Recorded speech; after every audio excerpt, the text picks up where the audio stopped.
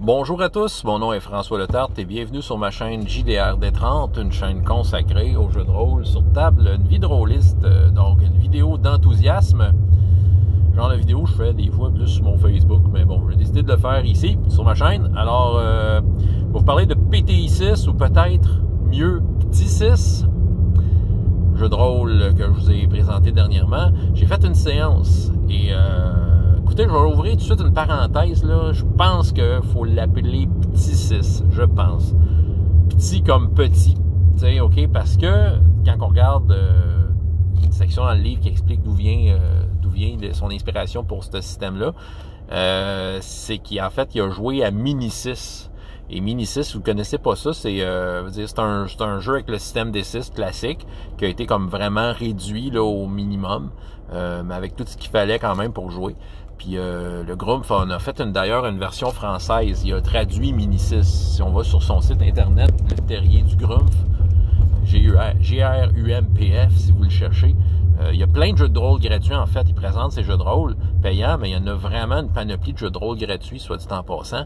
Puis, Mini 6 est là. Fait que ça vous tente de regarder ça. Fait que Mini 6, Petit 6, Petit 6, c'est ça. Je pense que c'est ça. Et là, je suis là pour vous partager mon enthousiasme. OK, j'ai un discours aujourd'hui qui va peut-être être différent dans 3 mois parce que je vais l'avoir essayé. J'ai juste fait une séance avec mon groupe régulier du vendredi.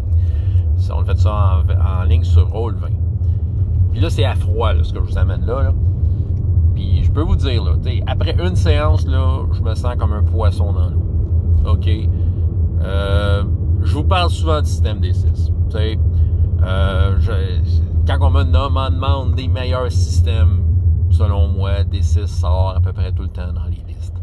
Par contre, mon retour à D6 avait un prix dans mon cas parce que, si on veut, mon enthousiasme était pas le même qu'au début. Il y a beaucoup de choses que j'aime du système D6, mais il y a des affaires, des aspects qui m'achalent, même dans sa version ma version préférée du système D6 qui était Star Wars, la première édition. Il y a des affaires que je me disais, ça prendrait un peu de travail. Tu sais, je me suis toujours dit, si je revenais avec le système D6, il y avait un prix à payer, un prix un effort ou de recherche. Puis, tu sais, même que, je l'avais considéré pour ma campagne L'Arme des Dragons, D6, mais tu sais, je voulais pas m'embarquer dans ce travail-là qui m'était nécessaire pour dire, OK, j'embarque dans D6 de la façon que je le vois. J'avais une idée dans ma tête d'un peu comment, mais je voulais pas y aller à peu près non plus, quoique le système D6 permet les à peu près, parce que c'est un système qui est assez simple à la base. Bon. Puis Petit 6, étrangement, je l'ai acheté parce que c'est sûr, là, tu sais, système D6, ça m'intéresse toujours. J'ai toujours, là, je suis plus le fanboy que j'ai déjà été qui achetait tout de D6. J'ai arrêté ça parce qu'à un moment donné, justement, les affaires que m'achetaient de D6 revenaient à chaque fois. Mais Petit 6, j'avais un bon feeling. Tu sais, le Grumpf, je l'aime bien, j'en ai déjà parlé. Je me suis dit, bon, pourquoi pas, tu sais. Puis, sérieusement, à la lecture, j'avais l'impression que ça répondait aux problèmes que je pensais que le système D6.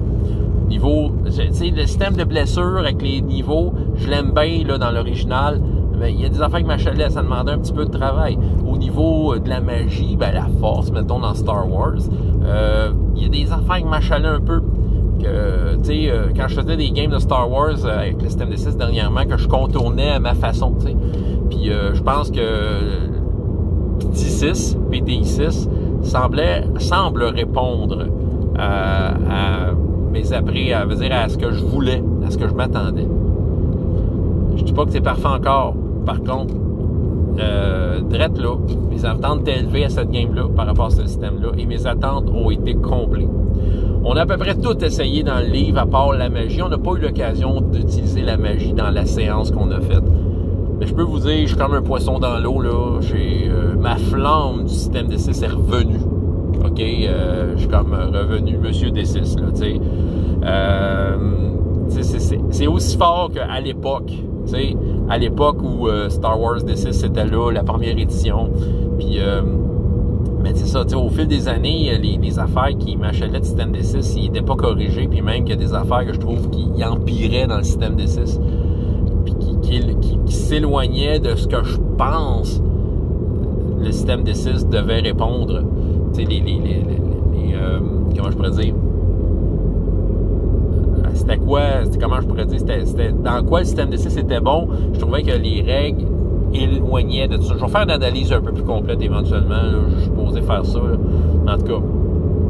Mais c'est ça. Fait que, tu sais, il y avait la flamme qui était là, qui s'est un peu évanouie, que je savais qu'il pouvait revenir avec les bons ingrédients. Puis ce livre-là, petit 6, à date, là, en une séance, j'ai l'impression que là, j'ai un bon feeling, là. C'est mon instinct me dit qu'on est tombé sur de quoi.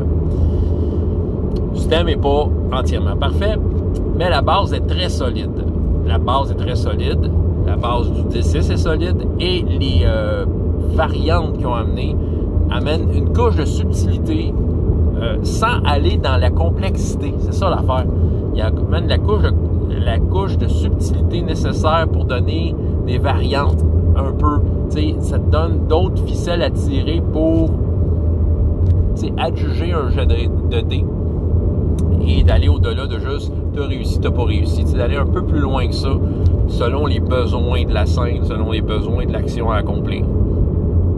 Entre autres, l'utilisation de qualités, ce qu'on appelle des qualités. En fait, quand tu roules un paquet de dés, il faut que tu tiennes compte de tes faces qui sont paires. Puis c'est clairement écrit dans les combats à quoi ça sert. Ça sert entre autres à calculer les dommages. Dans la magie, tu veux faire un sort, ben tu as besoin d'accumuler des qualités pour pour te rapprocher du sort que tu as vraiment envie de faire. Je sais que pour des actions, mettons, sur du long terme, là, mettons que tu as une semaine à faire une potion, fait que tous les jours tu fais un jet, fait qu'il faut que tu réussisses ton jet, puis si tu l'as réussi, tu calcules tes qualités, il faut que tu accumules un certain nombre de qualités dans la semaine, comprenez? Fait que tu sais, il y a des moments où c'est clairement écrit où les utiliser. Pour le reste, il laisse ça vague. Avant d'aller dans le peut-être côté vague du jeu, je vais ouvrir une parenthèse ses qualités, justement, il a été noté que dans le livre, c'est écrit à quelque part que les qualités peuvent être utilisées pour augmenter un jet de dés raté. OK? Mettons qu'il te manquait des points, mais tu peux prendre pour une qualité augmenter ton jet de dés. Mais un des joueurs autour de la table, à la fin, il a dit que justement, il a fait remarquer que, puis en effet, c'est mathématiquement ça, là, mais en faisant ça de même, c'est aussitôt que tu rates un jet de dés, c'est comme si tes D6 n'étaient plus des D6, mais qui étaient des dés avec des extrêmes un peu weird. T'sais, autrement dit, la courbe de probabilité est soit extrêmement haute, extrêmement basse. Fait que, tu sais, c'est vrai. Fait que là, ça m'amène à réfléchir sur l'utilisation de ça. Et c'est là que le côté vague arrive.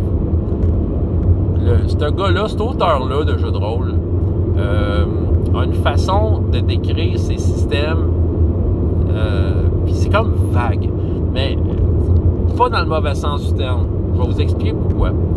Il y a peut-être des raisons à ça. T'sais, mettons, là, on sort des hypothèses. Peut-être que c'est vague parce qu'il a voulu réduire le nombre...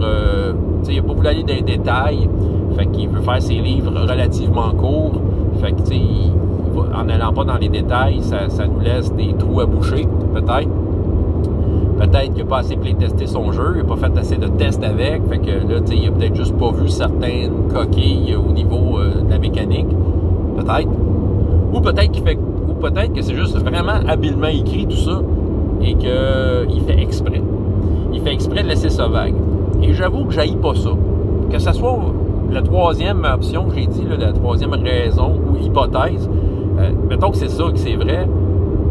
Même si c'est pas vrai, en fait, ça m'amène à ça, moi, en tant que lecteur de ce jeu-là, c'est que ça m'amène à réfléchir sur l'application de la règle. Système D6, c'est solide. La base est solide. Tu peux être créatif là-dessus, par-dessus ça, et c'est ça que j'apprécie. Maintenant, certaines de ces règles-là, ce que je m'aperçois, c'est que la façon qu'elles sont décrites, c'est un peu vague. Puis quand je le lis, j'ai l'impression que ça me met devant un choix de quelle façon tu as envie d'utiliser cette règle-là. Puis pour trouver la façon qui va marcher sur ta table. Je suis pas un faiseur de règles maison, mais M. Grumpf insiste beaucoup sur l'aspect boîte à outils et utiliser le jeu selon comme que tu veux l'utiliser, de la façon que tu en as envie. Fait que, tu sais, j'ai l'impression que c'est un peu ça, là. Il laisse son livre avec des propositions de règles. Il explique comment l'utiliser d'une certaine façon, mais il n'y a pas d'exemple. Puis des fois, tu lis ça, puis tu dis, OK, mais quand est-ce que j'en ai vraiment besoin de cette règle-là? Fait que, tu sais, je pense qu'il va y avoir une courbe d'apprentissage au niveau de comment on va choisir d'utiliser ce système-là. Ça va être un travail de groupe parce qu'on discute quand même beaucoup de comment interpréter telle ou telle affaire. C'est comme, par exemple, il y a les attributs de base, okay, qui sont quand même assez explicites. Tu as des compétences reliées à chaque, comme le bon vieux système D6, OK? Qui ont des noms quand même évocateurs, mais il n'y a pas comme dans bien des jeux de rôle le chapitre où il explique en détail chacune de ces compétences-là, puis des exemples, puis des exemples de difficultés à mettre selon les... Il n'y a pas ça, il n'y a rien de ça. Il dit juste que ces noms-là devraient être suffisants, tu devrais être en mesure de savoir quoi faire avec. T'sais, ils te mettent ça dans les mains, bang, arrange-toi. J'haïs pas ça. J'haïs pas ça. Fait que, tu sais, même à la création de personnages, on a discuté parce qu'il y avait des concepts de personnages, de savoir, OK, quelle compétence correspond le plus. Il n'y a rien qui empêche d'inventer des compétences, mais je pense qu'on essayait de voir si on ne pouvait pas coller notre concept avec les compétences qu'il y a. J'aime ça. C'est un exercice le fun. Tu sais, puis sachant que l'auteur, John Grooms, tripe beaucoup OSR, une époque du jeu de rôle où tout était vague ou pas bien expliqué, puis que tu en faisais l'interprétation, je pense qu'il joue, ça me donne l'impression qu'il joue un peu cette carte-là quand il crée ses jeux de rôle, c'est qu'il te donne une base solide, mais il te donne l'impression que la façon dont tu vas l'utiliser, il te le dira pas à ta place, comment tu vas l'utiliser. C'est le sentiment que j'ai. Et ça, j'aime ça. Ah oui, mais OK, c'est juste une séance que j'ai faite avec T6. J'avoue que là, je suis comme les deux pieds dedans, j'adore ça. On n'a pas utilisé la magie encore. Comme je dis, là, je capote là, mais peut-être dans 3 mois, on va vous dire que c'est pas bon, je sais pas. Là. Je vais vous en parler une fois de temps en temps, je vais vous faire, je vais vous expliquer un peu, comme que je fais avec True 20 en fait. Là, je vais comme revenir avec des aspects du jeu, puis vous en parler, parce que c'est le fun à faire. C'est ça. Mais je le recommande, écoute, il est vraiment pas cher ce jeu-là. Puis c'est ça, puis tu sais, j'avoue que là, tu sais, clairement, je vais me promener avec ce jeu-là dans mes poches, là, tu sais, je vais aller en convention avec, tu sais, je vais le présenter, parce que ça se trouve être mon D6. Tu sais, le système D6, c'est toujours un jeu que je sais carrément par cœur, puis tu sais, ce jeu-là apporte exactement le vent de fraîcheur qu'il avait besoin, OK? Ça change tout pour moi par rapport à ce système-là, là. Ça change tout, là. Tu sais, j'aurais pas à me battre, à essayer de convaincre le monde de mettre la hache dans le système D6 tel qu'il est présenté là. Je vais leur dire, va voir ça. Va voir ce que ça amène, cette version-là du système D6, puis parle-moi-en. Donne-moi-en des nouvelles. C'est vraiment ça.